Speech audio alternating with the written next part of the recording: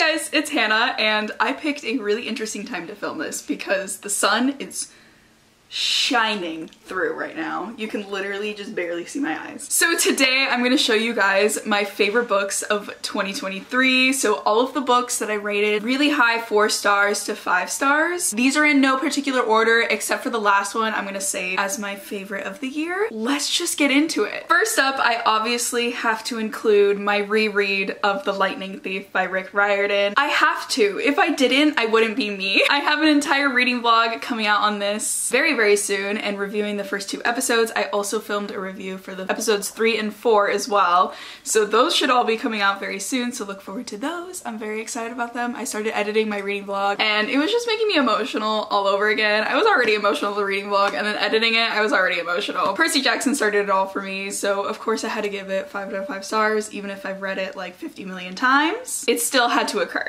Then we're gonna move on to my 2 favorite poetry books of the year because I love poetry and I want to get more into it, so if you have any recommendations, please let me know. The first one is The Way Back Home. This is by Courtney Peppernell, and she talks a lot about finding your strength and learning how to rebuild it after something has happened, something traumatic has happened in your life, learning to heal from it. So finding your way back home to yourself and all of your feelings and who you were before, but also still recognizing who you are now. So I really enjoyed this. I read this at a time that was really helpful for me personally. Loved this and it helped me so much. There's a few volumes of these. These little characters are literally the cutest thing ever. I'm obsessed with them. I want to pick up more of these very soon. They're all, I think, relating to around the same topic, but this type of poetry is like very much longer than what I'm typically used to. I really enjoyed it. You'll probably be hearing me say, I enjoyed it a lot. Just ignore it, please. Thank you. Next up is Break Your Glass Slippers by Amanda Lovelace. This is kind of a Cinderella retelling, basically. I have lots of connections to like Cinderella and a lot of the things that were mentioned in this book. It was my very last read of 2023 and it was the perfect read to end the year off. I just felt so seen and so comforted by everything that was in this poetry book. It's also just absolutely stunning, and once I saw the photos of the moon, I was like, okay, perfect. That's for me. I have a moon tattoo, if you didn't know, and the moon means a lot to me and my family. So I was like, okay, Cinderella, the moon, and it's Amanda Lovelace's poetry book. Yeah, that's for me. Look how freaking gorgeous this is. There's like some random, I'm literally not, there we go. I was not flipping to any page that had any little icon. It was brilliant, and honestly, I think this is my favorite of hers so far. Moving on to my first fantasy read of the year, and that is Legendborn. This is by Tracy Dion, and I love this book. I read the first 2 books this year and read them back to back. I have been in an intense reading slump for God knows how long, and these books got me back into reading, at least for a short time, because then I got busy again. At the beginning of the year, I read them back to back within a day while I was on vacation. If that says anything, like, I genuinely was just so captivated by this story. It's a King Arthur retelling, which King Arthur retellings are one of my favorite things ever. It probably stems off from Avalon High as one of my all-time favorite comfort movies. But I adore King Arthur retellings, so after seeing that this was a King Arthur retelling, I was like, oh, I have to pick it up. So it's all about this girl, and she gets accepted into this school after her mother's death, and she thinks it's a good idea to go to like get away from everything. And it's basically this like accelerated program at a college while she's like 16 for like specifically high schoolers. And one day she sees like a monster attack someone, and some other students save them and fight the monster off. When she inquires about it, no one says a word. So she's kind of interested to see if her mom was somehow involved, because I believe that her mom went to this school. The little bit of romance that was in there, I love. I honestly think this book could be like the Shadowhunter series, how expansive it could be, because God knows Cassandra Clare is writing 50 million books in the Shadowhunter world, and I feel like this is one of those series that could become that if the author wanted to. It deals a lot with grief and doesn't just really like throw it aside, which which you'll hear me talking about a lot because I hate when books do that. It's just harmful and not cool. It's really good and I can't wait for the next one to come out because I'm definitely doing a reread. Like, this is one of those fantasy books that I'm like willing to do a reread for. Next up, we have Happy Place by Emily Henry. This book is probably on so many people's favorites list of 2023. Emily Henry's new book that just came out in 2023. It's beautiful, it's heartbreaking, it's so real and raw, and I adored it.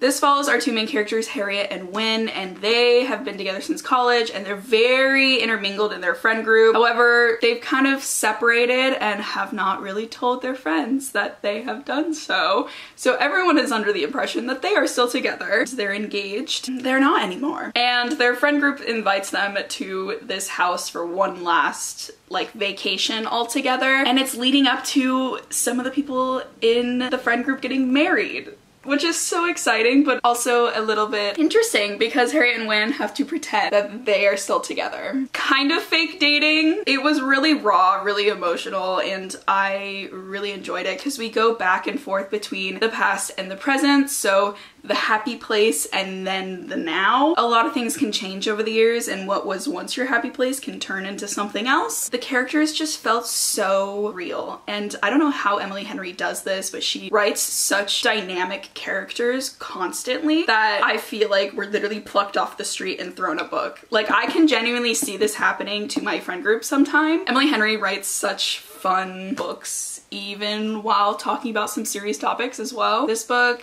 has a rightful place on everyone's favorites list. Next up is an entire series, I would say, that I constantly have been talking about since I read it, and that is The Naturals by Jennifer Lynn Barnes. I remember when this series was coming out back in like 2013. I just never picked it up because at the time I wasn't like fully interested in reading like murder mystery thriller type vibes. I love Criminal Minds, and this is Criminal Minds but with teenagers. So our main character, Cassie, is basically recruited to the FBI to join this like special program. So there's like 4 or 5 of them in this program, so it's really tight knit and everything is interwoven.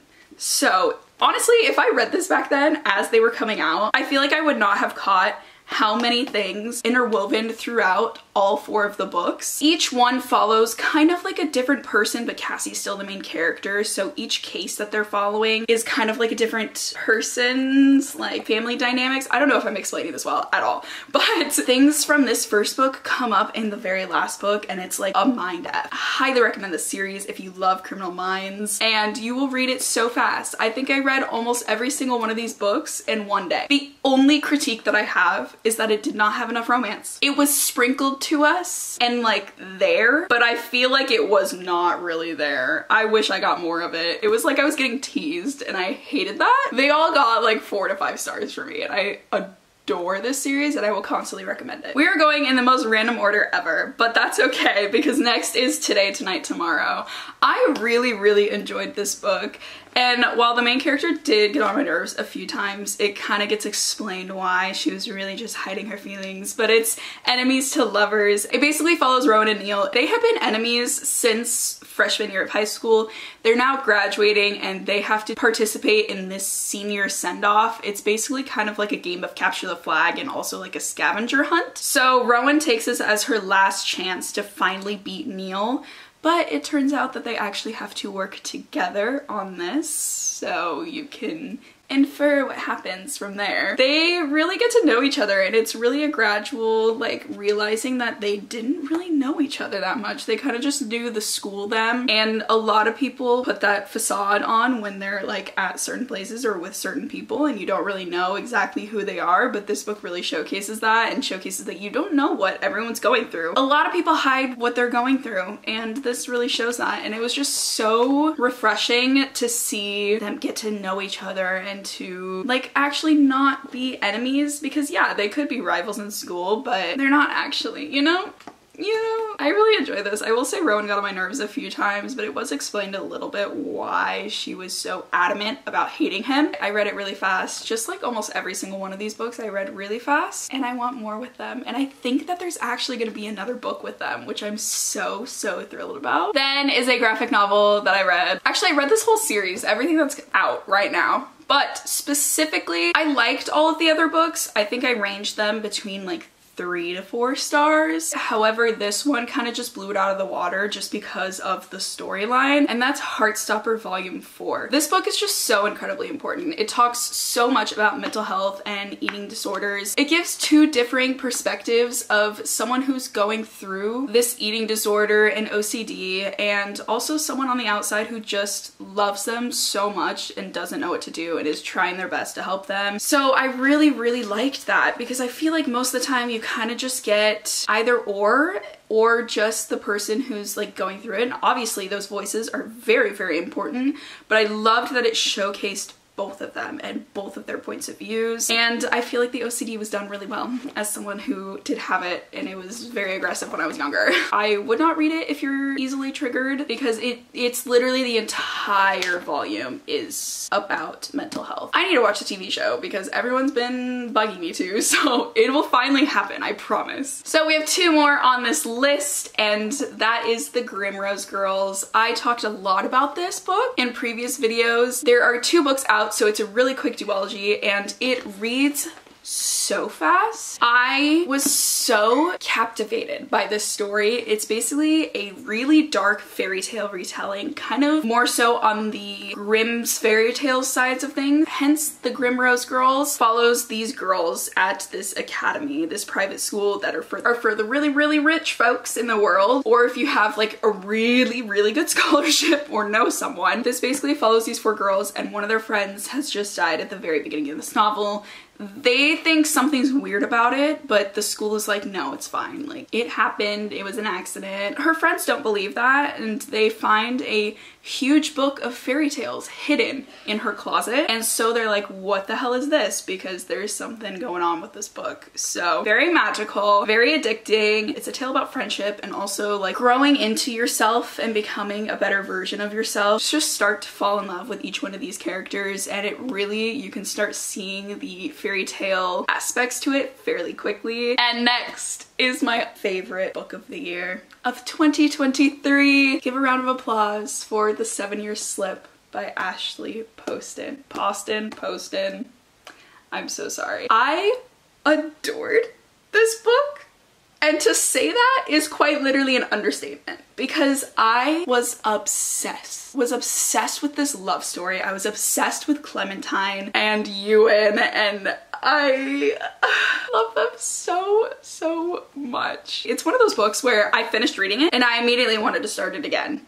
It was just that good. It takes place in New York. It's kind of like it's a 7-year slip basically in this apartment. So her aunt has recently passed away, and Clementine moves into this apartment that she inherited from her, and her aunt has always told her that this apartment is magical and there's like a 7-year time difference, so you could walk out and walk in and be 7 years in the past, which is what happens. And she sees someone in her apartment that she doesn't know. So it's like a whole thing of going back and forth these 7 years, and it really showcases how much time can change a person, because you see Ewan in the past and then you see him now. Clementine and Ewan is just a love story that will span lifetimes that I can't get over it. I can't get over it even to this day, and I just want to reread it right now, but I have work in a little bit, so I can't. It's basically even a race against time too, and it's done so well. I read another book that kind of tried to do like the in 5 years, that's literally the title, in 5 years, and it just didn't do it good.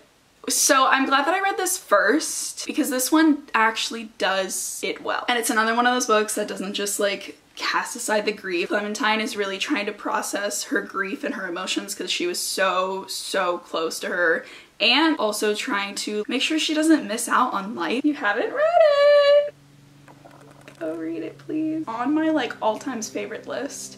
Not all of these books are on my all-times favorite list, you guys. This is just my favorite books of the year that I read. This on my all-times favorite list. I cried at the end. Genuine. I don't cry often in books, and I cried at the end of this one.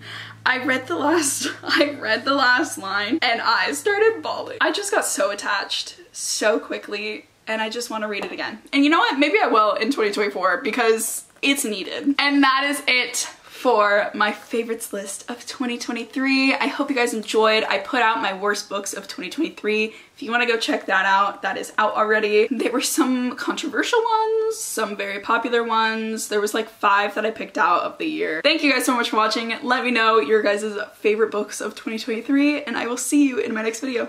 Bye guys.